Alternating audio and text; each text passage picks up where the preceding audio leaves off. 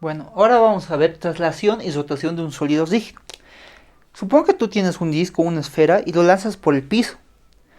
La esfera o el disco va a ir avanzando haciendo giros. Se va a ir girando en el suelo, ¿no ve? Ya. Es el caso que tenemos acá. ¿Ya? Aquí tenemos un disquito, el cual está avanzando en el suelo. Ya. Entonces, tú, si ves esto, es un movimiento medio complicado de analizar.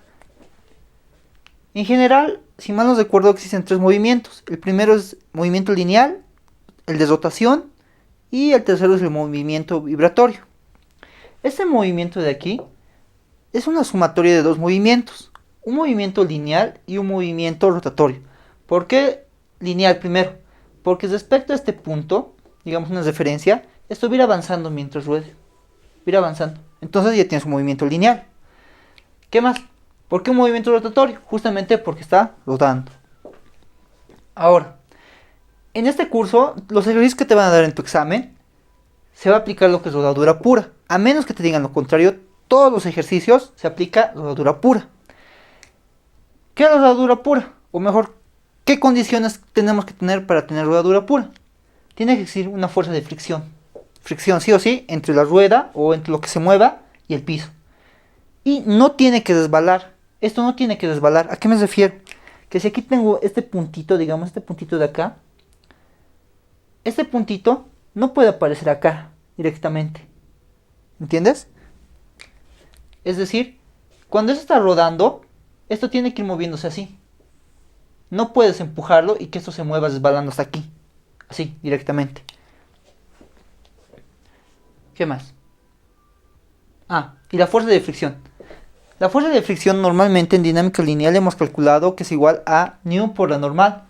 Pero esto de acá, no se va a cumplir para rodadura pura. No se cumple, no vas a utilizar esta fórmula. A menos que te digan que es desbalamiento. Pero es raro, solo lo he visto en un examen. ¿Ya? Otra cosita más. Si te fijas aquí, en el centro de masa, o agarramos un puntito mejor aquí, este puntito que dibuja. A medida que vaya girando, este puntito va a aparecer acá, va a aparecer acá, acá y acá. ¿Entiendes? Es una partícula que compone mi sólido rígido. Entonces, cuando está girando, esto va a ir cambiando de posición. Si te fijas, cuando esté aquí, va a aparecer aquí. Cuando esto gira un poco más hasta aquí, va a estar aquí. Y así sucesivamente. Pero, si yo agarro una partícula que esté en el centro de masa de acá, a medida que esto vaya avanzando, esta partícula no va a cambiar de posición como esta. Solamente va a ir avanzando en el eje horizontal.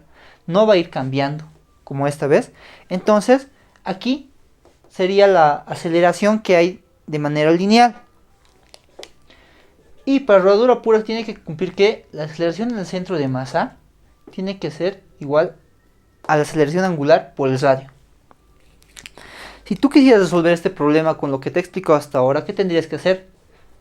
Tendrías que hacer sumatoria de momentos en el centro de masa va a ser igual a la inercia en el centro de masa, lo que te dan en tablas o las fórmulas que tú he escrito hace rato, por la aceleración angular. ¿Qué más tendrías que hacer? Sumatoria de fuerzas en el eje X es igual a masa por aceleración centrípeta. Perdón, aceleración en el centro de masa, no centrípeta, perdón. Y también sumatoria de fuerzas en el eje Y, si es que necesitas, es igual a 0. Si haces estas tres ecuaciones, si utilizas estas tres ecuaciones, te va a salir el resultado. O sea, vas a resolver bien tu ejercicio. Pero hay una manera de resolverlo mucho más fácil, sin utilizar estas. Yéndote directamente acá. Eso se llama el método del eje instantáneo. ¿Cómo funciona este método de eje instantáneo? Ya. Si tú en un pequeño tiempo analizas este movimiento que está girando, pareciera que todo este cuerpo se está moviendo alrededor de este punto de contacto. Así. ¿Entiendes? Como si aquí estaba girando respecto aquí, ¿no ve?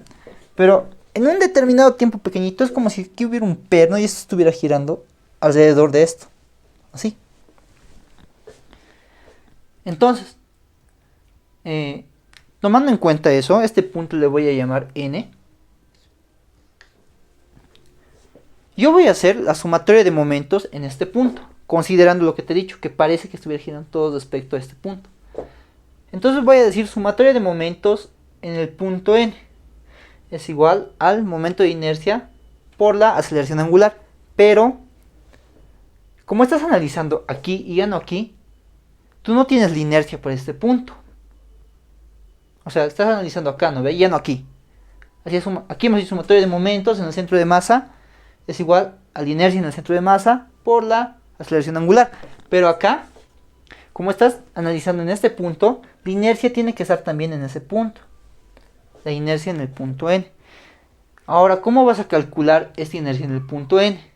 ¿Ya? Esto es facilito. Se hace con el teorema de Steiner.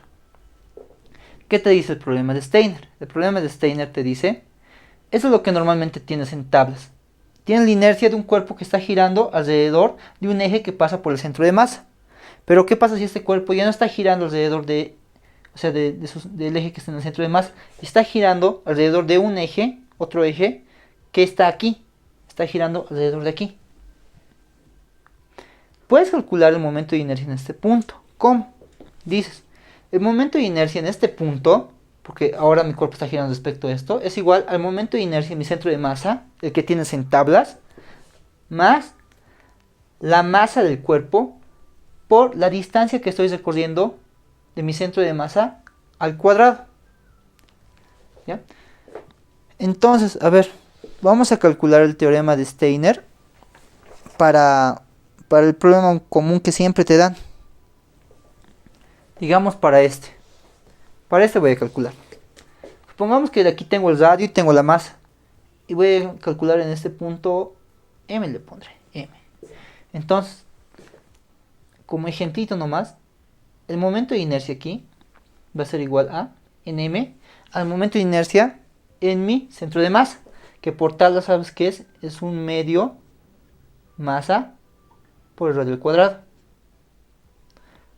más la distancia que estoy recorriendo, que va a ser el radio más r al cuadrado por la masa. ¿Lo miro acá? ¿No ve? Recuerdo una distancia, quiero calcular aquí la distancia al cuadrado por la masa del cuerpo. Entonces, esto normalmente lo vas a ver como 3 medios masa por el radio al cuadrado. Es normal que en algunos solucionarios el momento de inercia, o sea, resuelto el problema, esté directamente así, ¿ya? Porque estás analizando en este punto. Ahora, hay otro tipo de ejercicios también. Aquí lo voy a hacer. Donde son dos discos, pero el sistema se está moviendo sobre este plano. No te muestran esto. Te muestran así el problema. ¿Ya? Entonces es lo mismo. Te va a dar seguro el radio de giro en ese problema. Entonces la inercia va a ser la masa por k al cuadrado, que es el radio de giro. Pero tú vas a analizar en este punto. Si no quieres analizar en este punto, lo haces tal como está aquí. Pero si vas a analizar en este punto, haces lo mismo exactamente, porque está girando respecto de este punto. Copias el momento de inercia para el cuerpo, que es en el centro de masa, y luego le sumas esta distancia de aquí hasta aquí que te estás moviendo al cuadrado y le multiplicas por la masa de tu disquito o de tu sistema, ¿ya? Otra cosa más, en el eje instantáneo de rotación, como te he dicho, es como si todo mi disquito estuviera girando respecto a este punto. Se cumple igual aquí. En el centro de masa, la aceleración en el centro de masa es igual a aceleración angular por el radio. Y en este punto extremo, la aceleración, ¿qué va a ser? Va a ser la misma aceleración de aquí, pero por 2. ¿Por qué? Porque aquí si es alfa por r, aquí va a ser alfa por 2r, o por el diámetro. Entonces va a ser el mismo valor que este, solo que por 2. Para la velocidad es lo mismo igual. Si aquí hay una velocidad, aquí va a ser 2 veces esa velocidad. ¿Ya? Entonces es muy importante. El teorema de Steiner te va a servir mucho. Esto. En materias de carrera vas a utilizar harto. Ya, veremos un ejercicio.